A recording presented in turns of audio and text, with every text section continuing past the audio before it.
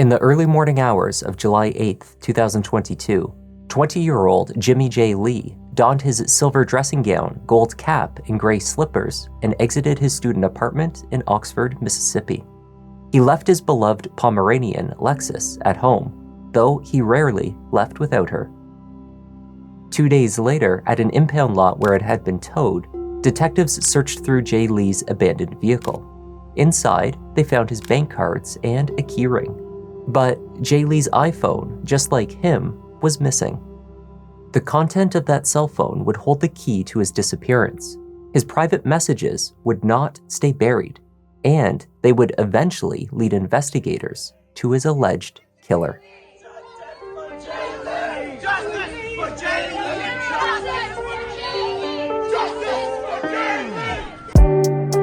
Hi there, I'm Kevin, and welcome to Just Thought Lounge. Today's case takes us to Mississippi, where the private life of two young men converge. One of them, a confident, open, and fun-loving spirit, and the other from a prominent local family who is living a secret life. This is the story of secret late-night hookups, of salacious Snapchats, buried evidence, and hidden truth, and what happens when it all comes to the surface. Let's take a look.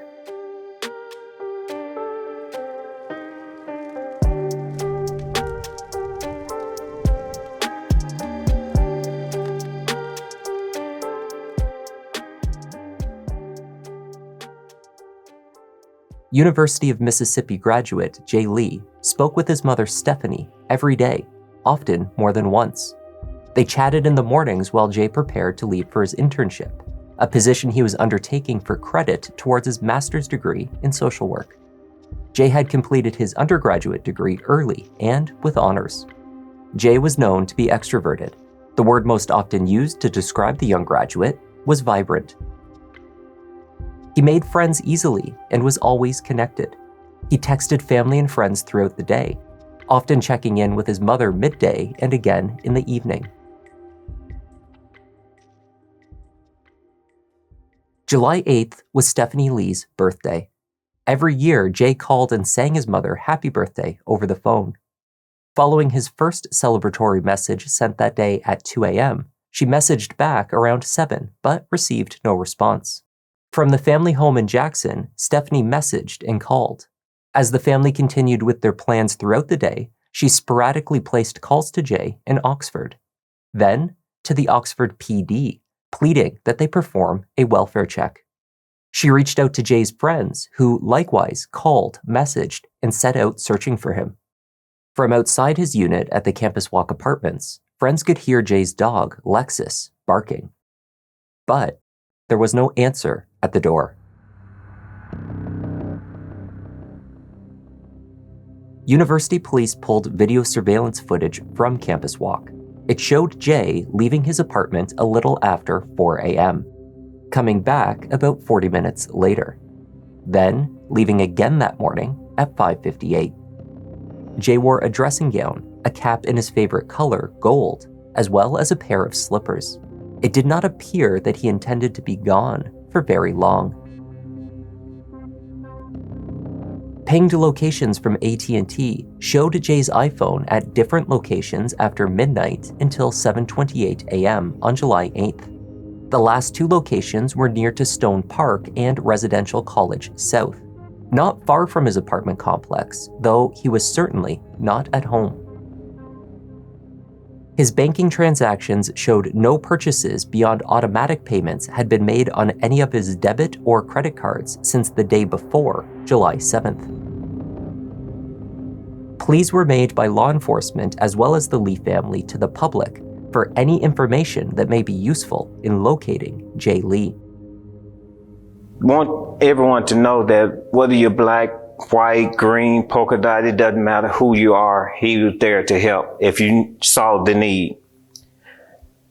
I'm asking that if anyone knows anything or sees anything, say something. Call, contact the law enforcement. Just tell them what you know. This is my plea, that you help find my child. Following Jimmie's video and the UPD press release, investigators received a call from a local towing company called Bandit Towing.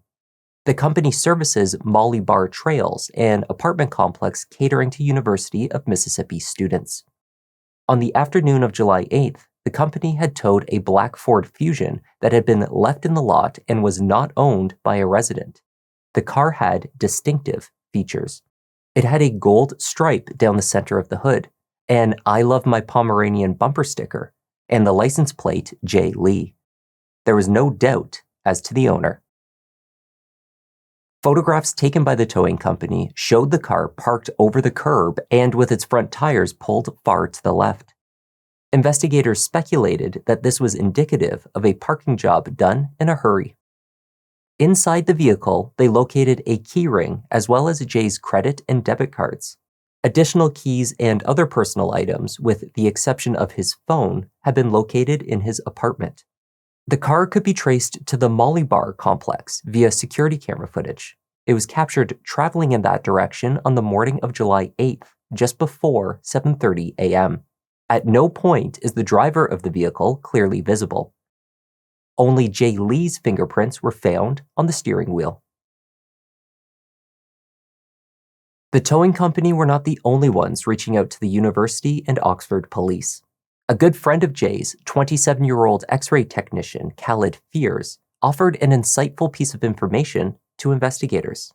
On a break from his night shift at a local hospital, Khalid had been FaceTiming with Jay as he exited his apartment that morning just before 6 a.m., the last time that anyone was known to have seen or spoken with him. Jay told his friend that he was on his way to meet up with a romantic interest. Without revealing the name of the man he was meeting, he explained that the two had been intimate earlier that night. But things had turned sour and they had an argument.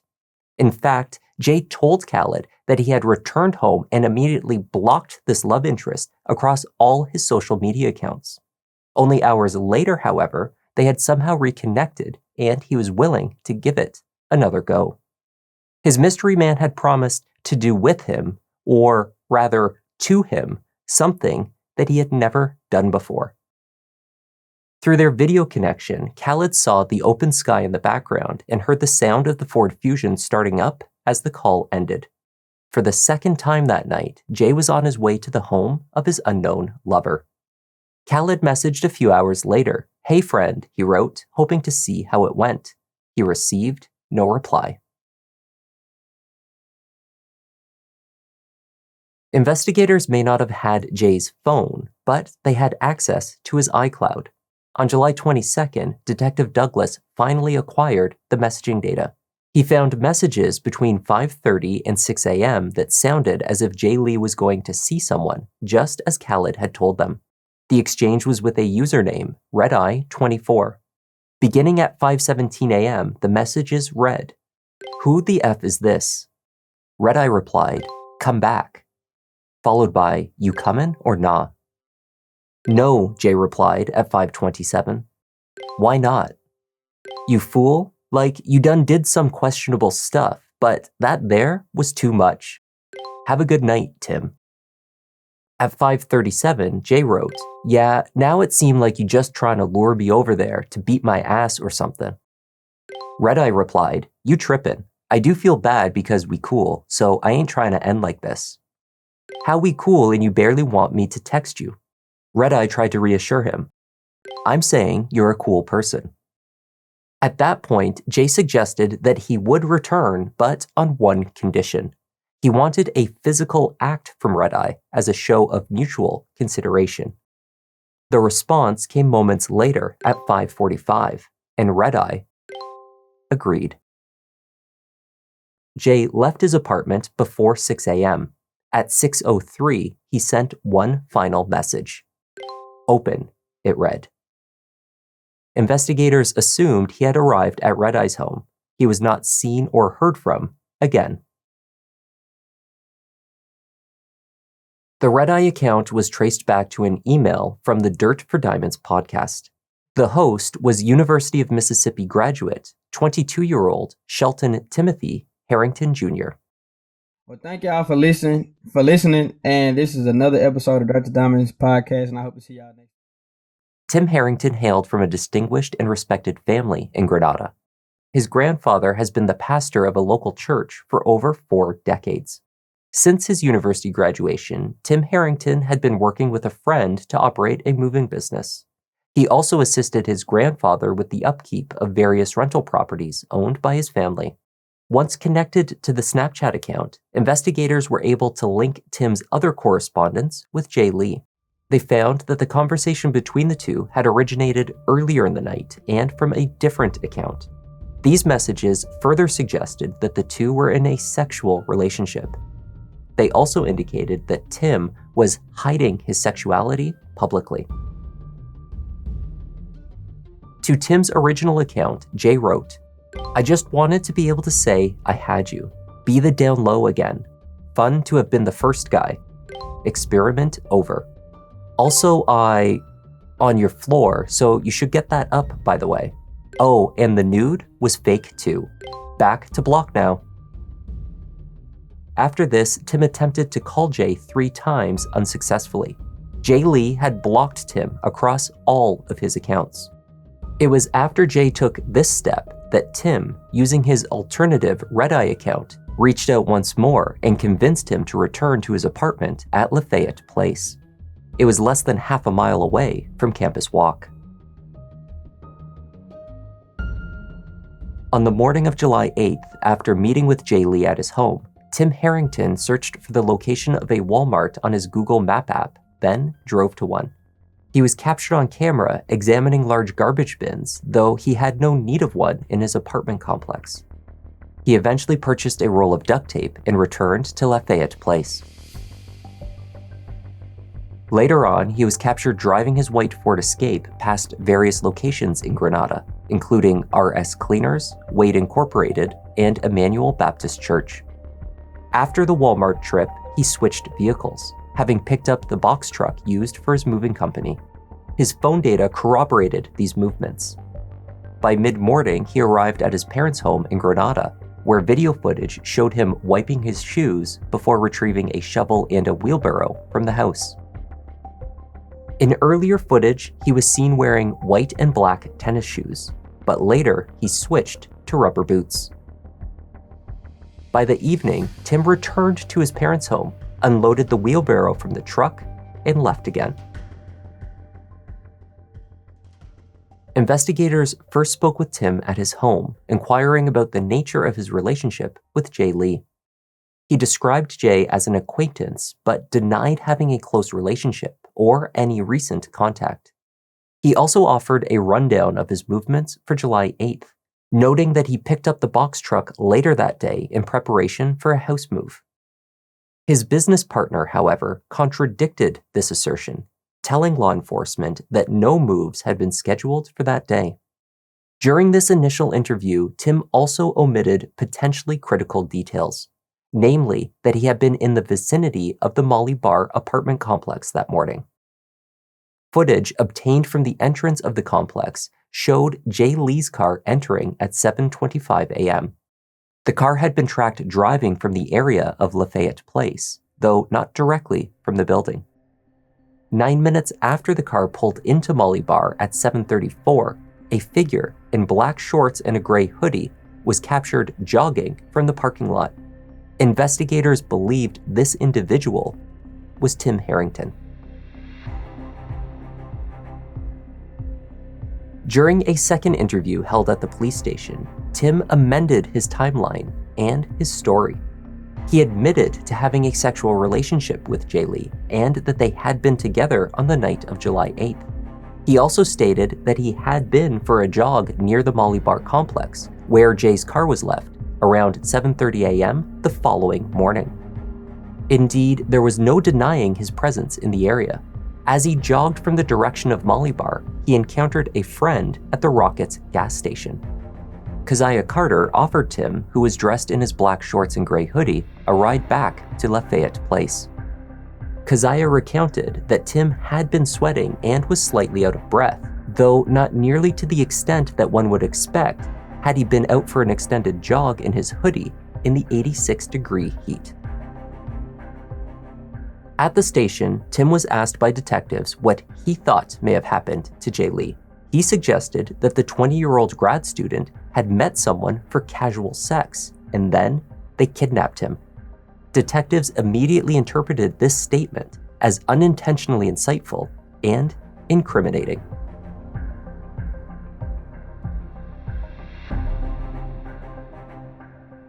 Searches for Jay Lee continued for weeks and months while the investigation was ongoing. Tracing Tim Harrington's cell phone location data, teams were sent out to remote locations across Oxford and Granada. But they failed to locate Jay or any indication of where he might be.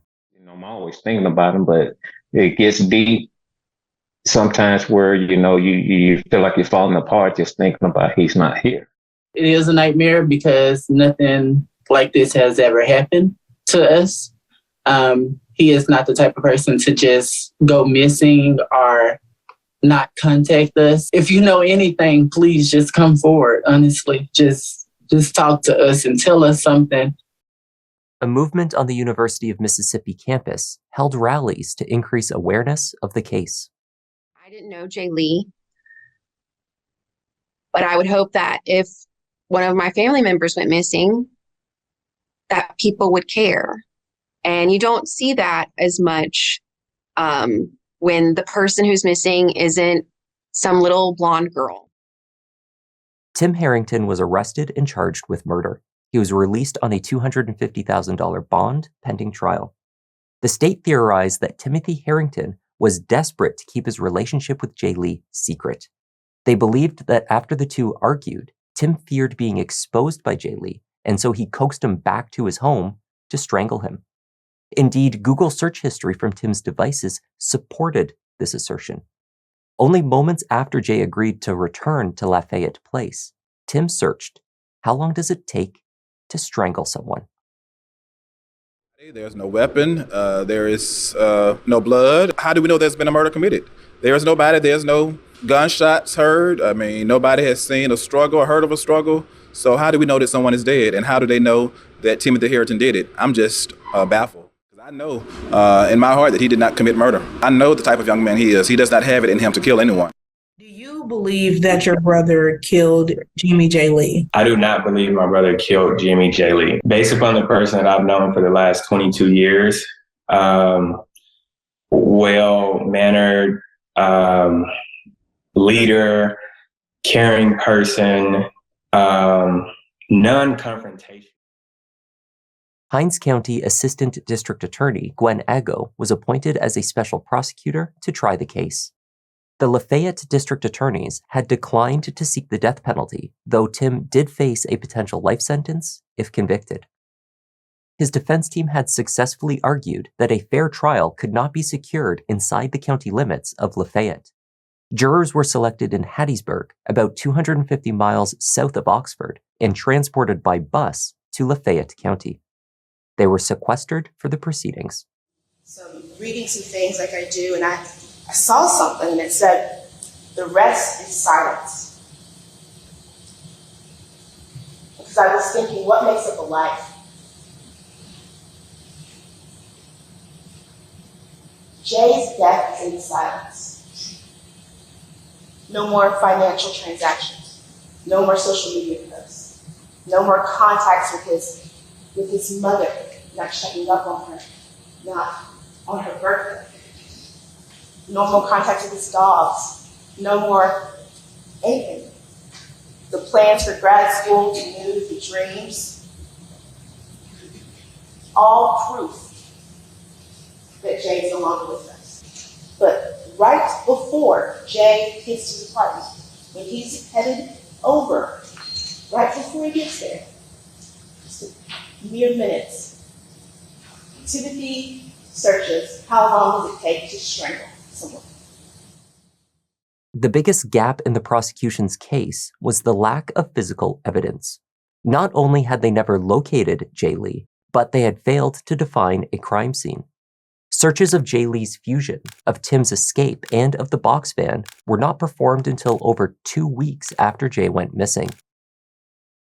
The same was true for the search warrant obtained for Tim's home in Lafayette Place. DNA and fiber evidence was lacking. Over 70 search warrants had provided the state's case with very little. Cadaver dogs had indicated inside the apartment. Investigators found a Walmart bag with latex gloves inside. They found a single acrylic fingernail. They found a gray hoodie. At Tim's parents' house in Grenada, they found a pair of black shorts and a white t-shirt, similar to those worn on the surveillance video. It was not exactly a smoking gun. DNA evidence, blood, urine, trace evidence whatsoever. They don't have one scintilla that means anything in legal terms. First of all, that a death occurred in Lafayette County if it did occur.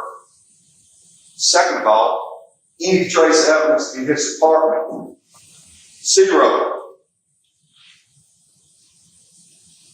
I'm not saying speculatively, it is their proof that a crime was ever committed inside our client's apartment, or in the parking lot, or in his car, or in Jay Lee's car. Nowhere. Defense attorney Kevin Horan put Jay Lee's personal life on trial. Following claims that he was not passing judgment, the attorney proceeded to imply that Jay Lee's romantic rendezvous provided an opening for reasonable doubt of his client's guilt. Mr. Lee's conduct prior to this night and the manner in which he conducted himself. I'm not passing judgment on the young man. Those are facts. Things that occurred in his life, it was not unusual for him to be going out in the middle of the night. I think evidence going to show. I didn't make these things up. The defense's argument was not well received by those close to Jay, including best friend Jose Reyes. The two had met and bonded at an Ariana Grande concert, only to discover later that they had the same major, at the same university, and had lived in the same student building. Flamboyantly, as basically as a woman, correct? A lot of times. He dressed as Jay Lee. Okay, it's Jay Lee. But I understand, but if someone, he just dressed up, if you just looked at him, he appeared to be dressed up as a woman on a lot of occasions, or at least in a feminine manner. Is that a fair statement? He dressed very fashionably. Okay, all right.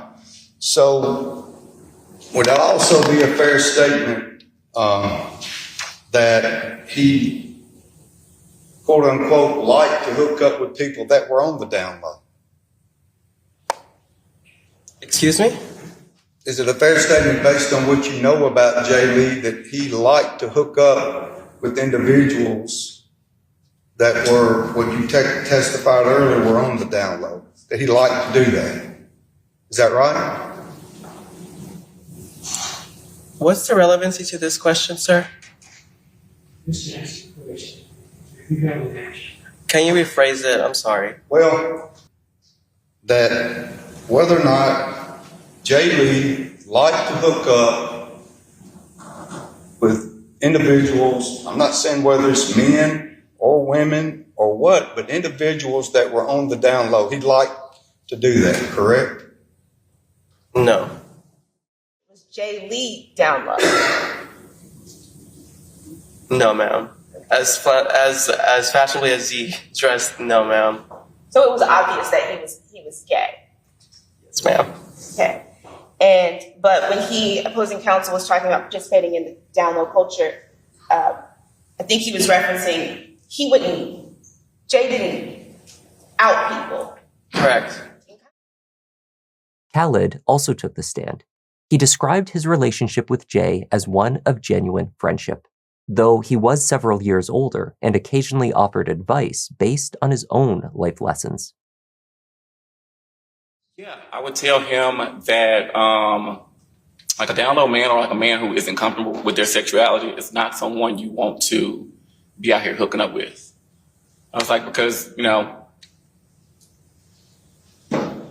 What did you tell him? I told him, I said they will kill you before their dirty little secret gets exposed. Unlike Khaled, who saw the pleas for information from law enforcement and immediately reached out to share what he knew, Tim Harrington had kept to himself. The night before the disappearance was publicly announced, he searched for Jay's Twitter account. In the days following, as local news was flooded with requests for information, Tim performed numerous searches, including one for Molly Bar Apartments on July 10th.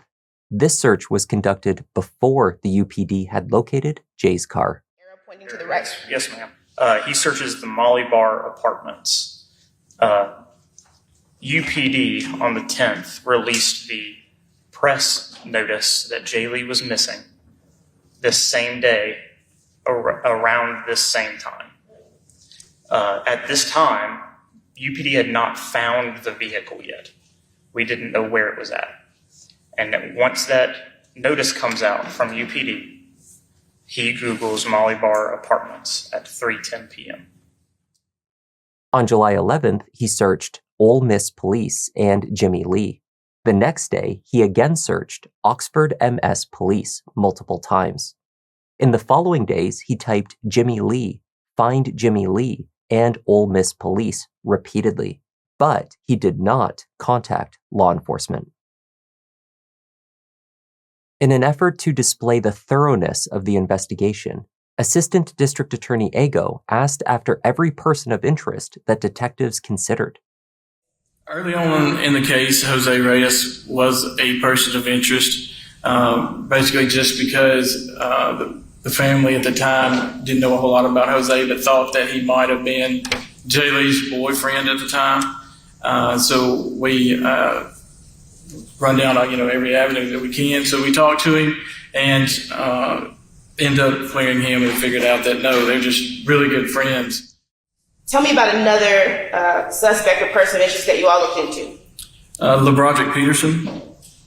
And why was he a person of interest? So LeBroderick was a person of interest because he was one of the people that had texted Jay Lee earlier in that morning or late in that night of the 7th, 8th. He was one of the recent contacts in Jay Lee's phone records. We talked to Khalid Fears. Of course, he was one of the first ones, or one of the last ones to talk to him. In a murder investigation or in a missing persons investigation, you got to clear everybody. You got to kind of go look through anybody that you can. Kent Ware. What about Rashad Hayes? We also looked into Timberland Mathis. Looked into Devon Franklin. Blaine Brown was one of the last people that there was digital communication between him and Lee.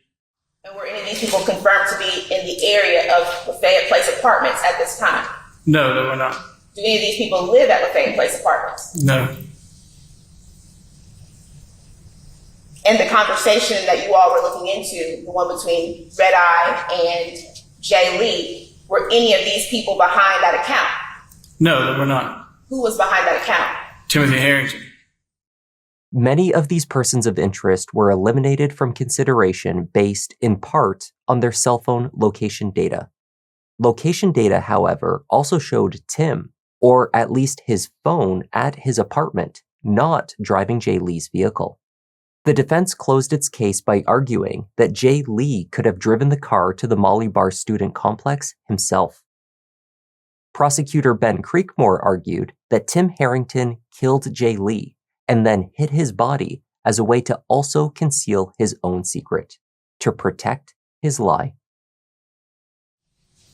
How does the state establish, beyond a reasonable doubt, that Jay Lee was not alive with Jimmie Harrington when the car arrived at Molly Bar Church? No one's testified that they identified Mr. Harrington driving the car. Think about the fact that fingerprints that were found in his car were Jay Lee's fingerprints. Think about the fact that Mr. Harrington's prints were not found on the driver's side of the car. How did the state establish beyond a reasonable doubt that Jay Lee was not alive when Jimmie Harrington left for Walmart and returned? 5:58, Jay Lee leaving the apartment. In that picture, you can see the key to his car. You can see the phone where he was talking to Colette Phillips. And you can see Jay Lee in his robe and sleeves. The last person to ever have custody and control of those keys is Tim Harrington.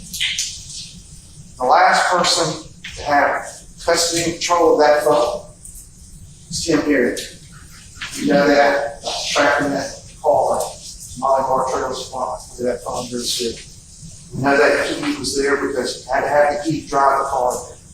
The last person to ever have his hands on Jay Lee is Tim Harrington. And you know what? Because of Tim Harrington's actions, nobody was ever found the key. After the first 5 hours of deliberations, the jury sent a note to Judge Kelly Luther, stating that they would be unable to reach a verdict. The judge urged them to continue, which they did. Once more, they sent a note inquiring what to do if they could not agree. Eventually, they were called back into court, stating that a unanimous verdict was impossible. Further deliberations resolve this. Jury, that another juror has that same opinion? Yes. All right. I thank you for your effort.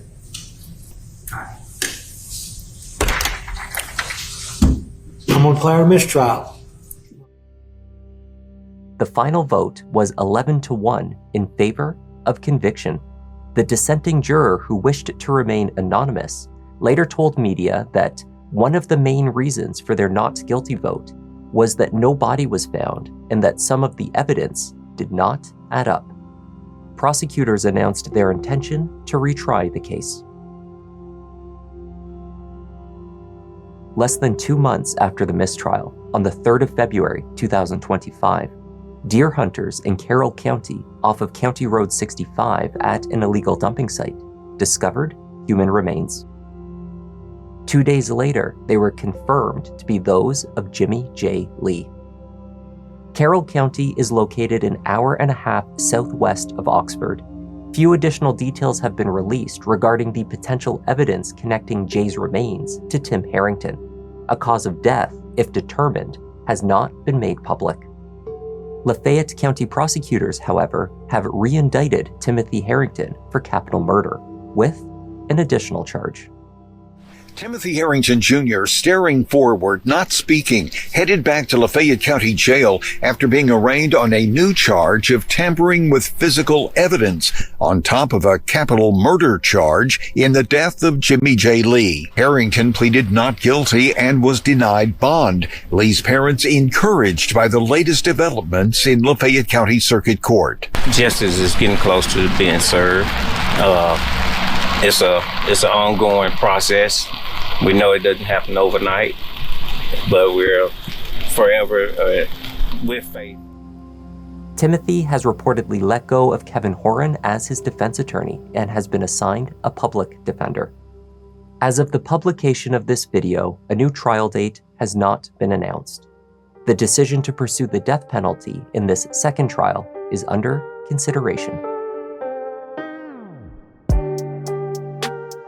That was the tragic case of Jimmie Jay Lee. Thank you for joining me, and a special thanks to Derek DeVoe, Lei King Wu, and Lisa Olson for joining our Members Lounge. I'm Kevin, this is Just Thought Lounge, and I'll see you in the next one.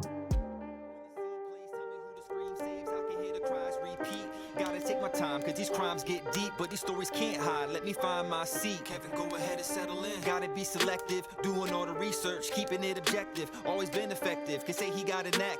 Pick of the litter. You see how Newton got his back.